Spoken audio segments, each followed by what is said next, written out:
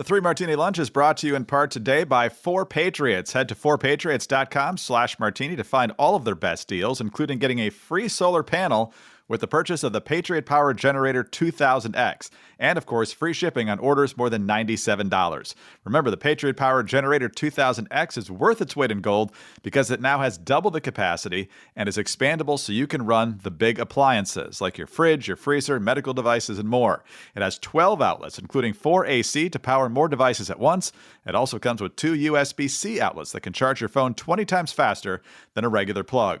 But there are also great deals to be found on the website as well, including on Heartland's finest powdered milk kit, the scrambled egg kit, and the plant-based protein survival food kit. Visit 4patriots.com/martini to get your Patriot Power Generator 2000X with free solar panel included. Plus, get free shipping on orders over $97. Save more and get peace of mind now by going to the number 4patriots.com/martini. That's 4patriots.com/martini. Welcome to the Three Martini Lunch. Grab a stool next to Greg Corombos of Radio America and Jim Garrity of National Review. Three Martinis coming up. Hey, it's an all-crazy edition of the Three Martini Lunch. We're glad you're here on this Thursday edition, and let's dive right in. Some of these are cringy, some of these are kind of funny, and some of these are just dereliction of duty. So we'll get into all of it here, but let's start up at the United Nations, where we're always in a good mood when we're doing a story about the UN. The U.S. is working with a bunch of different countries to essentially try and force Israel into a ceasefire, which we are not a big fan of. But apparently the Algerians tried to do this first, and on Tuesday, the U.S. stepped in to veto that resolution, I guess because they want their own, which is different in certain ways, to be the one that the UN Security Council adopts. As the U.S. ambassador to the UN, Linda Thomas-Greenfield, was explaining why she vetoed the Algerian resolution this week, she was talking about the need to commit to figuring out a way to make a ceasefire, even if it's temporary, into a lasting policy. Of course, they're talking about now a two-state solution and all this, but this is a prepared statement that she made. And at the very end, this is the terminology that she and her staff came up with. We intend to do this the right way so that we can create the right conditions for a safer, more peaceful future. And we will continue to actively engage in the hard work of direct diplomacy on the ground until we reach a final solution. We reach a final solution. Jim, I'm pretty sure she's not calling for the full genocide of the Israeli people, but good heavens, if you have any historical familiarity whatsoever, and we hear about World War II all the time, of course, hello, you need to avoid that terminology because that's what people are going to take away from your statement. Greg, the only way this could be worse is if she apologizes for her remarks stirring up a furor. Like, is there no one on the UN ambassador's staff who could just give the remarks a once-over and say, hey, final solution? Two words that really don't belong together. In a whole bunch, like, it's got an unfortunate connotation. In many contexts, it's much worse when you're talking about Israel. That's really bad. That's really, really bad. It's the sort of thing where you're like, the kind of advice you never knew you had to give. Don't refer to final solution when talking about a Jewish community. It really, break out the thesaurus, find something, a lasting resolution, a durable peace. There's all kinds of terms you could use, but no, you had to pick final solution. This is what Instapundit used to use this phrase all the time, and it just feels like the appropriate response to all kinds of news coming across our desks regarding the U.S. federal government. America, don't worry, we're in the very best of hands. So, Jim, I mean, this could have happened in a number of different ways. It's possible you got a ridiculously young staff, and some of them don't know history well at all. But if you're going to work at the UN and remember why the UN was created in the first place, you might want to have a passing familiarity with such things. And just, having a staff maybe with one slightly divergent viewpoint on the issue would be a good way to catch some of these things. But ultimately, It's on the ambassador herself. She's the one who gave the statement. She runs the office. And, well, when you're reading it and you get to that point, maybe you want to pause for just a second. That should kind of set off some little flint, like a cigarette lighter in your mind that, you know what, that's probably not how that should be phrased. But nope, just plowed on through. Like Ron Burgundy. Greg, I'm reminded of the anecdote of the young reporter embedded on the Clinton campaign in 2016, who apparently at some point came across some article and looked up and said, "What the heck is whitewater?" Right. And I remind you, this is somebody who's covering the Hillary Clinton campaign. Now, that was back in the 90s, but it's not completely forgotten by you and me. And I kind of feel like if you're going to cover Hillary Clinton, you probably should crack open a book or a biography. Ideally, not just her autobiographies, but other people's book. You should just know these sorts of things. And was it, who was Obama's speechwriter and national security advisor? Oh, Ben Rhodes. Ben Rhodes. Ben Rhodes used to joke, or you said in a far-reaching interview, these people who used to cover international affairs, now they all come over from the campaign and they don't know anything, and we can tell them just about anything. Even if you are a young reporter, even if you are a young person, staffer, I really feel like you have an obligation to try to get more knowledgeable about what you're working on. You really do have, like that is part of how you do your job well. And I wrote about this because I learned about this when I was writing my first book, Voting to Kill. To me, my education in high school of history classes probably ended right around the Vietnam War. Now, this is the 80s and 90s. And so, there's this span from, Vietnam War ending in 75 to when you get to be old enough to know what's going on in the world. I think my first memory of a news event was Reagan's assassination. That's 81. So there's this span of years where you don't really know what's happening, what's going on in the world. And a lot of stuff happened in those years. And you maybe it was, it wasn't covered in your college classes. And for whatever reason, there's this blind spot in your history. You've got an obligation to fill that in. And the idea that somebody at the working at the UN wouldn't recognize the phrase final solution and wouldn't recognize that's not a phrase you should be using in reference to Israel, look, that's on you. But also, for that matter, it's also the UN ambassador, who certainly is old enough to know that phrase and should have picked it out. That's not what she meant. It wasn't the same thing that Hitler meant in 1940s, but the resolution's still not going to be good because they're trying to, again, like we said yesterday, kind of play both sides on this. So we'll see what ultimately happens. All right. Fast Growing Trees is the biggest online nursery in the United States with more than 10,000. Think about that. 10,000 different kinds of plants and more than 2 million happy customers in the United States. You too can grow lemon, avocado, olive, or fig trees inside your home on top of the wide variety of houseplants available. Fast Growing Trees makes it easy to order online, and your plants will be shipped directly to your door in just 1 or 2 days. And along with their 30-day Alive and Thrive guarantee, they offer free plant consultation forever. We've got 2 of the plants I mentioned earlier, the lemon and the fig, both still going real strong. Right now, Fast Growing Trees has the best deals online, up to half off select plants. Plus, when you use code Martini at checkout, you can save an additional 15%.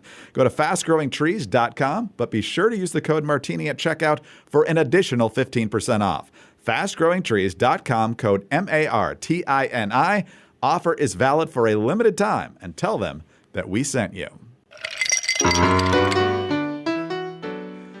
All right, Jim, we talk about polls a lot, and oftentimes we assume that when people answer a poll in a certain way, they're rock solid sure about who they support or how they feel about a certain issue. And then you get polls like this that make you wonder, are these people really paying attention? And again, a little sliver of a grasp of history would go a long way. You have written about it this morning in the corner at nationalreview.com. Robert F. Kennedy Jr., of course, is an independent candidate for president now. He was briefly a Democrat, but he's now running as an independent. And he, of course, ran that Super Bowl commercial, which echoed a lot of the images and themes from his uncle's 1960 campaign and his father's 1968 presidential campaign. And if you thought you had a dysfunctional family, the way the Kennedy cousins reacted to that, you would have thought that he somehow slandered them. But a lot of those cousins aren't real fond of RFK Jr. Nonetheless, there was a poll taken, and 36% of likely voters, that's more than a third, think that Robert F. Kennedy Jr. is actually Robert F. Kennedy, the former Attorney General, the former senator from the state of New York, and the 1968 Democratic presidential candidate who might well have been the nominee if he hadn't been assassinated in the moments after declaring victory in the California presidential primary.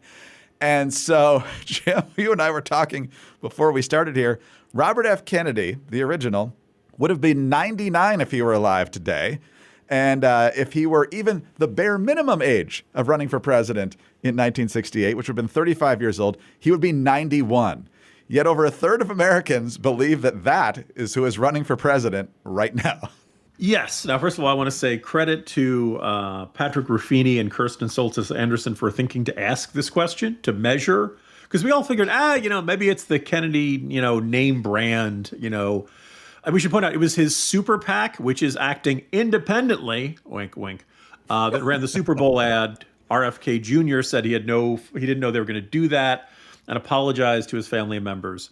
A lot of people said they liked the ad, but I think it's a little bit frightening to see these figures. And Patrick Ruffini notes, in July, they asked the same question, and 41% showed a picture and thought it was Robert F. Kennedy Sr., for lack of a better term, the father, which leads to the prospect that at one point close to 40%, and now roughly a third of Americans, not even Americans, likely voters, apparently these people think RFK recovered.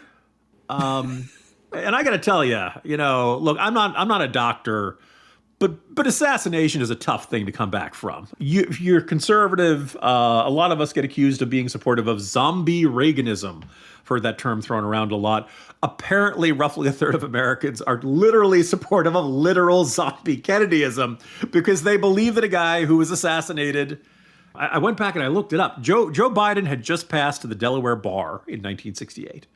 This is more than a decade than Donald Trump purchased his first mansion. This is before Elvis met Nixon. And the single most vivid illustration of how long ago this was that I could come up with, Robert F. Kennedy was assassinated before the New York Jets won the Super Bowl. And that was in January 1969. Look, you tell people, these people shouldn't vote, you get accused of voter suppression. Greg, would it really be that unjust a suppression if we needed you to know that Robert F. Kennedy is dead? That Robert F. Kennedy Jr. is his son and that they're not the same. Is that really an unreasonable poll tax? Is that an unreasonable restriction on people's right to vote? Maybe I'm much more of a supporter of voter suppression than I thought I was. I guess so. I mean, that's quite a gap from running for president. 1968 to 2024. Yeah, that's a pretty What's good he been chunk doing of with time. himself? That's right. He looks great for 99, I got to say. That's true. We can do better than this. We really can. This isn't asking a lot. Really isn't asking a lot. All right. You might not expect a lot from 36% of the American people in that poll, but you can expect a lot when you get a Moink box on your porch. As I've said many times, the best bacon I've ever had. You can't go wrong by getting the Moink box. Moink delivers grass-fed and grass-finished beef and lamb, pastured pork and chicken, and sustainable wild-caught Alaskan salmon straight to your door. Moink farmers farm like our grandparents did, and as a result, Moink meat tastes like it should, because the family farm does it better. Yeah, you don't have to worry about what's being injected into this meat and all sorts of other things if you don't know the source. That's one of the best things about Moink. Moink is helping to save rural America. I love their meat, not just the bacon, but the steaks and the chicken and so much more. And you can join the Moink movement today. I'm glad that I have had the chance to enjoy the Moink Box, and I know you will too. So keep American farming going by signing up at moinkbox.com/martini right now. And listeners of this show get free bacon for a year. That's 1 year of the best bacon you'll ever taste, but for a limited time. Spelled MOINK box.com/martini. That's moinkbox.com/martini. Inflation's not going anywhere. The Watchdog on Wall Street podcast with Chris Markowski. Every day, Chris helps unpack the connection between politics and the economy and how it affects your wallet. Major companies are continuing to lay off thousands of workers. Wholesale and retail prices went up in January. You can't believe the government's job numbers. The spin will be out there. Whether it's happening in D.C. or down on Wall Street, it's affecting you financially. Be informed. Check out the Watchdog on Wall Street podcast with Chris Markowski on Apple, Spotify, or wherever you get your podcasts.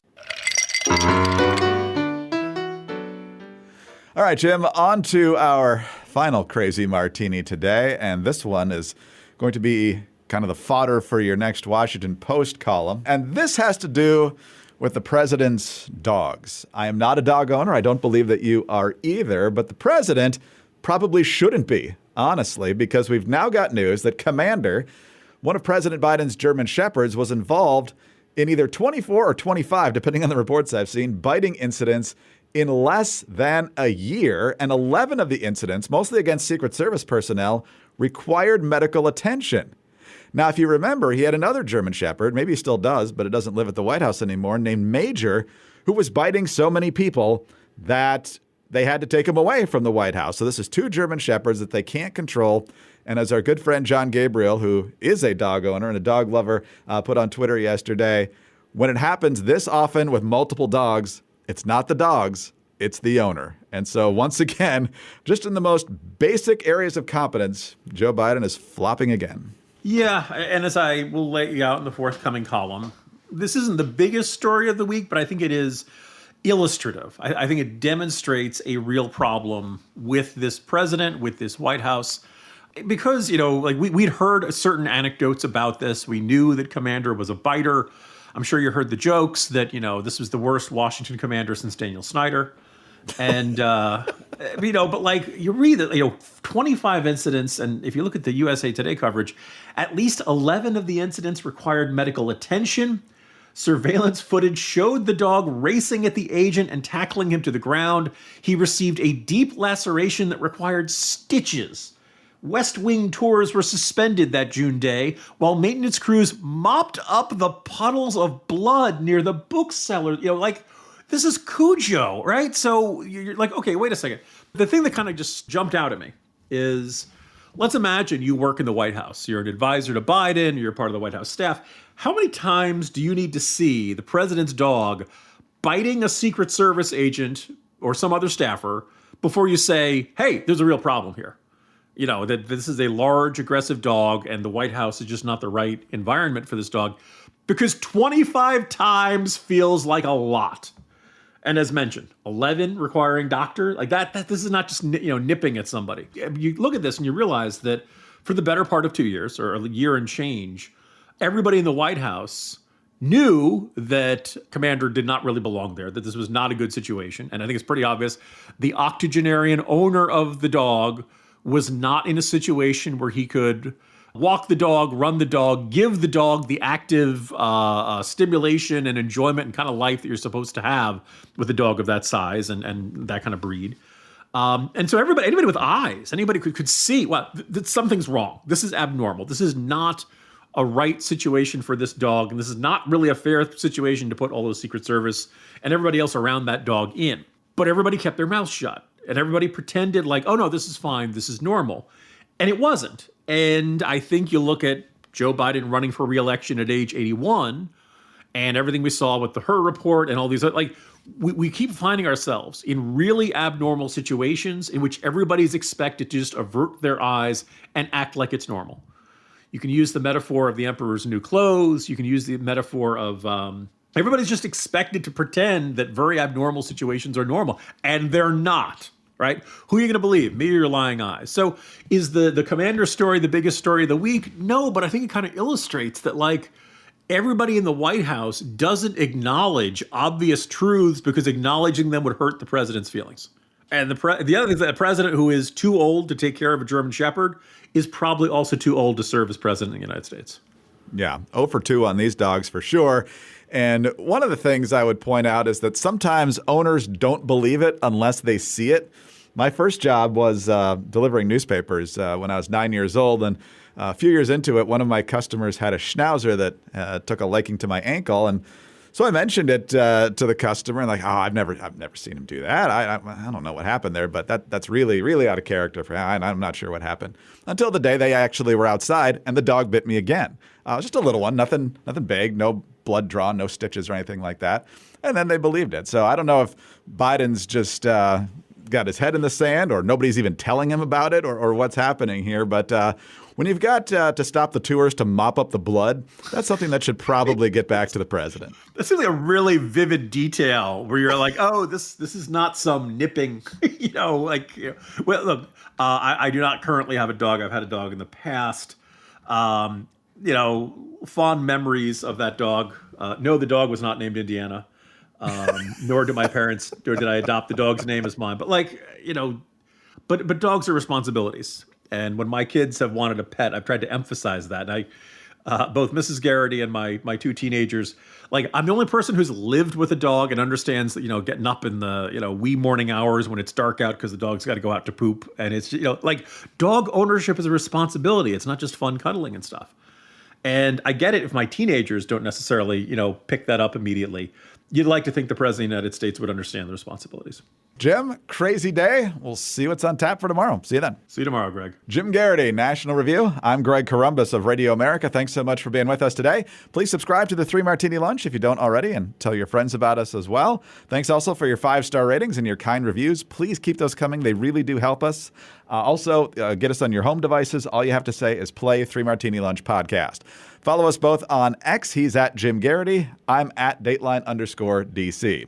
Tomorrow is Friday. Join us then for the next 3 Martini Lunch.